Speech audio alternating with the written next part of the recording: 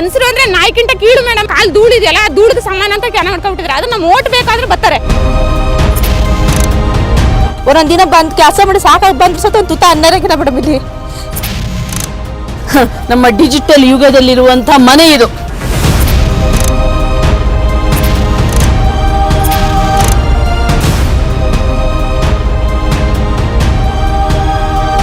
ನಿಮ್ಮ ಆವಾಸ್ ಯೋಜನೆಗೆ ಧಿಕ್ಕಾರ ಇರಲಿ.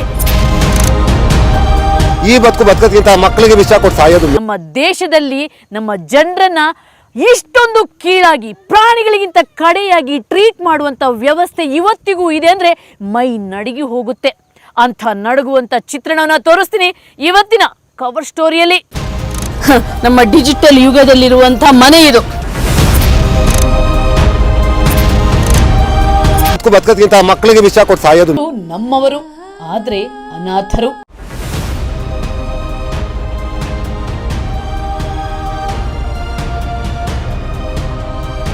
ಸ್ನೇಹಿತರೆ, ನಾವಿವತ್ತು ಮೈಸೂರು ಜಿಲ್ಲೆಯ ಪಿರಿಯಾಪಟ್ಟಣ ತಾಲೂಕಿನ ಚೌಕೂರು ಹಾಡಿಯ ಒಂದು ಚಿತ್ರಣವನ್ನು ನಿಮಗೆ ತೋರಿಸಲೇಬೇಕು. ಇದು ಚೌಕೂರು ಹಾಡಿಯ ಮೊದಲ ಮನೆ ನೋಡಿ. ಈ ಮೊದಲ ಮನೆ ಒಂದು ಗೋಡೆ ಹಾಕುವಷ್ಟು ಇವ್ರ ಹತ್ರ ಶಕ್ತಿ ಇಲ್ಲದಂಗೆ ಆಗ್ಬಿಟ್ಟಿದೆ. ಇವತ್ತು ಸೋಗೆಯ ಗೋಡೆ ಇದೆ, ಸೋಗೆಯ ಹೆಂಚಿದೆ ನೋಡಿ. ಇದು ಮನೆ, ಒಂದೇ ಒಂದು ಕೋಣೆಯ ಮನೆ ಇದು. ಇದೇ ಇವರ ಅರಮನೆ. ಒಮ್ಮೆ ನೀವು ಕಣ್ಣಾರೆ ನೋಡಲೇಬೇಕು ಈ ಮನೆಯನ್ನ. ಇದು ನಮ್ಮ ಕರ್ನಾಟಕದಲ್ಲಿ ವಾಸಿಸ್ತಿರುವಂತ ಸೋಲಿಗರ ಮನೆ. ಯಾವ ರೀತಿ ಇದೆ ನೋಡಿ. ಇದು ಸೋಗೆ ಮನೆ. ಆದ್ರೆ ಇವರು ಕಳೆದ 30 ವರ್ಷಗಳಿಂದ ಈ ಮನೆಯಲ್ಲಿ ಜೀವನ ಮಾಡ್ತಿದ್ರು. ಇವರು ಕಾಡಲ್ಲಿದ್ದವರು, ಕಾಡಿನಲ್ಲಿ ಸೊಪ್ಪು, ಸದೆ, ಗೆಡ್ಡೆ, ಗೆಣಸು ತಿನ್ಕೊಂಡು ಬದುಕ್ತಿದ್ದವರು. ಆದ್ರೆ ಅರಣ್ಯ ಇಲಾಖೆಯವರು ದಬ್ಬಿ ಇವರನ್ನು ಹೊರಗೆ ಹಾಕಿದಾಗ ನೆಲೆ ಕಾಣ್ಲಿಕ್ಕಾಗದೆ ಇಂಥ ಒಂದು ಮನೆಯನ್ನು ಬಂದು ಕಟ್ಕೊಂಡಿದ್ದಾರೆ. ಆದ್ರೆ ಇಂಥ ಮನೆ ಇದೆ, ಇವರೊಬ್ರು ಬುಡಕಟ್ಟು ಜನಾಂಗದವರು ಅಂತ ಹೇಳ್ಕೊಂಡು ಇವರಿಗೆ ಇವತ್ತಿನವರೆಗೆ ಒಂದು ಸೂರು ಕಲ್ಪಿಸುವಂತ ತಾಕತ್ತು ನಮ್ಮ ಸರ್ಕಾರಗಳಿಗೆ ಇಲ್ಲದಾಗಿ ಹೋಗಿದೆ.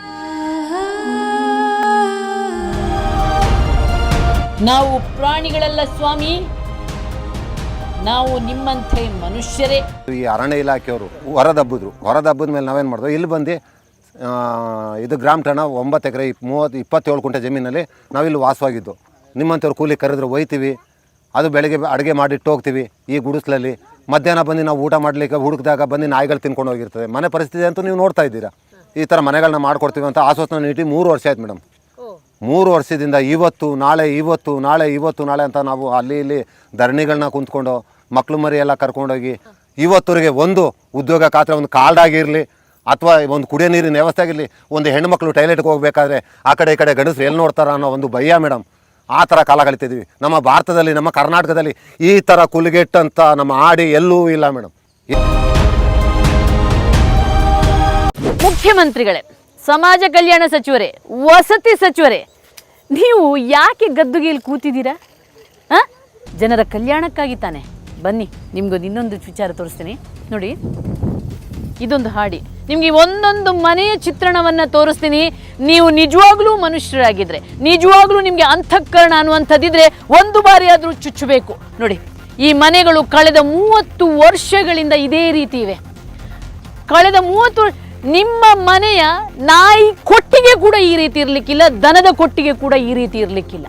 ಆದರೆ ಇವತ್ತು ಇವರು ಆದಿವಾಸಿಗಳು, ಇವರು ಸೋಲಿಗರು ಅನ್ನುವಂಥ ಒಂದೇ ಒಂದು ಕಾರಣಕ್ಕೆ ಇವರನ್ನ ದನಗಳಿಗಿಂತ, ನಾಯಿಗಳಿಗಿಂತ ಕಡೆಯಾಗಿ ನೀವು ಇವರನ್ನು ಟ್ರೀಟ್ ಮಾಡ್ತಿದ್ದೀರಲ್ಲ.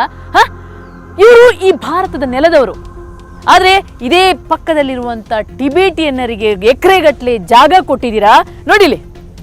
ಇದೇ ಪಕ್ಕದಲ್ಲಿ ಇವರ ಅಂಗಳದ ಅಂಚಿನಲ್ಲೇ ಟಿಬೇಟಿ ನಮ್ಮವರೇ ಅಲ್ಲ, ಅವರು ನಮ್ಮ ಭಾರತದವರೇ ಅಲ್ಲ, ಅಂಥವರಿಗೆ ನೀವು ಮನೆ ಕಟ್ಕೊಳ್ಳೋಕ್ಕೆ ಎಕರೆಗಟ್ಟಲೆ ಜಮೀನು ಕೊಟ್ಟಿದ್ದೀರಾ. ಆದರೆ ನಮ್ಮ ಭಾರತದವ್ರಿ, ನಮ್ಮ ಕನ್ನಡದ ನೆಲದವರು, ನಮ್ಮ ಕಾಡಿನಲ್ಲಿ ಬೆಳೆದವರು, ಅಂಥವರ ಮನೆಗಳನ್ನು ಈ ರೀತಿ, ಅಂಥವರ ಬದುಕನ್ನು ಈ ರೀತಿ ನೀವು ಹಾಳು ಮಾಡ್ತಿದ್ದೀರ ಅಂದರೆ ಇವರ ನೋವನ್ನು ನಾವು ಕೇಳಬೇಕು. ಇವರ ಈ 30 ವರ್ಷಗಳಿಂದ ಇವರು ಅನುಭವಿಸಿದ ಯಾತನೆಯನ್ನು ನಾವು ಕೇಳಬೇಕು.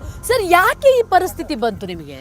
ನಮಗೆ ನಮ್ಗೆ ಯಾವಾಗ ನಾವು ಅಲ್ಲಿ ಹಳೆ ಮನೆ ಬಂದು ನಾವು ನಮ್ಮ ತಾತರ ಕಾಲದಿಂದ ಅಲ್ಲೇ ಇದ್ದ ಸ್ವಾಮಿ ನಾವು ಕಾಡಲ್ಲಿ ಇದ್ರಿ. ಕಾಡಲ್ಲಿದ್ದು ಕಾಡಿಂದ ಬಂದು ಅವ್ರು ಏನು ಮಾಡಿದ್ರು ಅಂದರೆ ನಮಗೆ 30 ವರ್ಷದಿಂದ ಈಚೆಗೆ ತೆಗ್ದು ನಮ್ಮನ್ನ ಆ ಕಡೆಗೆ ಒಂದು ಜನ ಒಂದೊಂದು ಇಷ್ಟ ಜಮೀನು ಅದೇ ಒಂದು ಏನು ಅಂತಂದ್ರೆ ಒಂದು ಇಷ್ಟ ನಮಗೆ ಅಷ್ಟು ಜಾಗ ಮಾಡ್ಬಿಟ್ಟು ಬಾಕಿದ ಒಂದು 3 ಜನ ಬಾಕಿ ಥರ ನಮ್ದು ತಳ್ಳಿಬಿಟ್ರು. ತಳ್ಳದ ಮೇಲೆ ನಾವು ಬಂದಿರೋ ಒಂದು 30 ವರ್ಷ ಆಕಾಯ್ತು. ಆವಾಗಿಂದ ನಮಗೆ ಕಾಡಲ್ಲಿ ನಮಗೆ ಎಲ್ಲ ಸೌಲಭ್ಯ ಸಿಗ್ತಿತ್ತು. ಗೆಣಸು ಗೆಡ್ಡೆ ಗೆಣಸು ನಮಗೆಲ್ಲ ಸಿಗ್ತಾ ಇರ್ತಾರೆ. ತಳ್ಳಿದ ಮೇಲೆ ನಮಗೆ ಒಂದು ಔಷಧಿ ಪದಾರ್ಥ ಸಿಕ್ಕೋದಿಲ್ಲ, ತಿನ್ನಾಗೆ ಗೆಣಸು ಸಿಕ್ಕೋದಿಲ್ಲ, ತಿನ್ನಾಗೆ ನಮ್ಗೆ ಜೇನು ಸಿಕ್ಕೋದಿಲ್ಲ, ಯಾವುದೂ ಸಿಗ್ತಾರ ನಮಗೆ ತಂದು ಇದ್ಕಾಗ್ಬಿಟ್ಟಾರೆ. ಒಂದು ದಿವಸ ಕೂಲಿ ಕರೆದ್ರೆ ಇನ್ನೊಂದು ದಿವಸ ಕೂಲಿ ಕರೆಯೋ ಗೊತ್ತಿಲ್ಲ. ಮನುಷ್ಯರೇ ಅಲ್ಲ ಅಂತ ಟ್ರೀಟ್ ಮಾಡಿದಾರ ಅಂತ. ಮನುಷ್ಯರು ಅಂದ್ರೆ ನಾಯ್ಕಿಂತ ಕೀಳು ಮೇಡಮ್. ಅವ್ರ ಕಾಲ್ ಧೂಳಿದೆಯಲ್ಲ, ಧೂಳಿಗೆ ಸಮಾನ ಅಂತ ಕೆನ ಮಾಡ್ಕೊಂಡ್ಬಿಟ್ಟಿದ್ರೆ ಅದು ನಮ್ಮ ಓಟ್ ಬೇಕಾದ್ರೆ ಬರ್ತಾರೆ. ಓಟ್ಗಳು ಹಾಕಿಸ್ಕೋತಾರೆ. ಅವ್ರು ಪ್ರಜೆಗಳಲ್ವ, ಪ್ರಜೆಗಳು ಅನ್ಸ್ಕೋಬೇಕಲ್ಲ. ಅವರು ಓಟ್ ಹಾಕಿಸ್ಕೋತಾರೆ. ಅವ್ರು ಚೆನ್ನಾಗಿರ್ಬೇಕು. ಅವ್ರ ಹೆಂಡತಿ ಮಕ್ಕಳು ಚೆನ್ನಾಗಿದ್ರೆ ಸಾಕು. ನಮ್ಮ ಮಕ್ಕಳು ನಮ್ಮ ಥರ ಆಗ್ಬಾರ್ದು ಅಂತ ನಾವು ಎಷ್ಟೇ ಹೋರಾಟ ಮಾಡಿದ್ರು ನಮ್ಗೆ ಏನೂ ಸೌಲಭ್ಯ ಮಾಡ್ಕೊಡ್ತಾಯಿಲ್ಲ ಮೇಡಮ್ ಅವರು. ನಾಚಿಕೆಯಿಂದ ತಲೆ ತಗ್ಗಿಸಬೇಕು ಈ ಸಮಾಜ. ಒಂದು ಕಾಡು ಪ್ರಾಣಿಗಳಲ್ಲಿ ಒಂದು ಕಾಡಲ್ಲಿ ಇರ್ತಾರಲ್ಲ ಮೇಡಮ್, ಸುತ್ತಮುತ್ತ ಇದಾಗಿ ಹಾಗಾಗ್ಬಿಟ್ಟೈತೆ ಮೇಡಮ್ ನಮ್ಮ ಚೌಗೂರ್ ಪರಿಸ್ಥಿತಿ. ಹಂಚಿನ ಮನೆ ಆದ್ರೂ ಪರವಾಗಿಲ್ಲ ಆಯ್ತಾ. ಸಾರ್ವಜನಿಕರು ಈ ಚಾನಲ್ ಯಾರು ನೋಡ್ತಾ ಇದ್ದೀರಾ, ಇದನ್ನ ನನಗೆ ಅದನ್ನ ಹೇಳಲಿಕ್ಕೂ ಬರೋದಿಲ್ಲ. ಈ ಚಾನಲ್ ಮೂಲಕ ನಮಗೆ ಒಳ್ಳೇದು ಮಾಡ್ಕೊಡ್ಲಿ ಅಂತ ಹೇಳ್ಬಿಟ್ಟು ಕೇಳ್ತಾ ಇದ್ದೀನಿ ಮೇಡಮ್. ಅಂದ್ರೆ ಇದು ಅವರ ಒಳಗೆ 30 ವರ್ಷದಿಂದ ಅನುಭವಿಸಿ ಕುದ್ದು ಹೋಗಿರುವಂತ ನೋವು ಇವ್ರದ್ದು. ಆ ನೋವಿನಿಂದ ಅವ್ರ ಕೈ ಮುಗಿಯುವಂತ ಪರಿಸ್ಥಿತಿ ಬಂದಿದೆ ನೋಡಿ.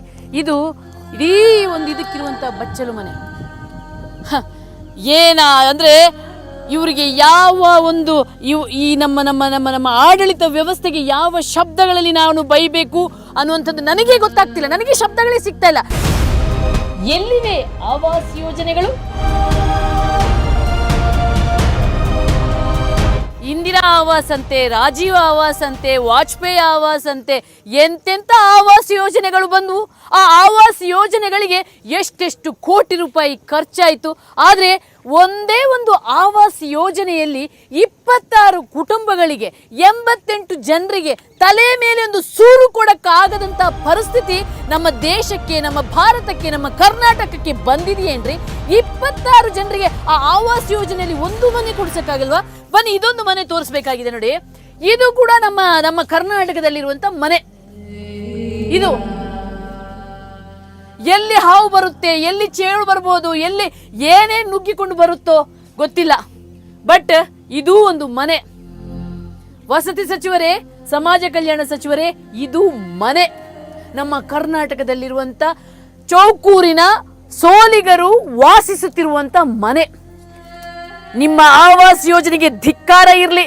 ಇಂಥ ಜನರಿಗೆ ಒಂದು ಸೂರು ಕೊಡ್ಲಿಕ್ಕೆ ಆಗದ್ದು ಯಾಕೆ ಬೇಕ್ರಿ ನಿಮ್ಗೆ ಆವಾಸ್ ಯೋಜನೆಗಳು?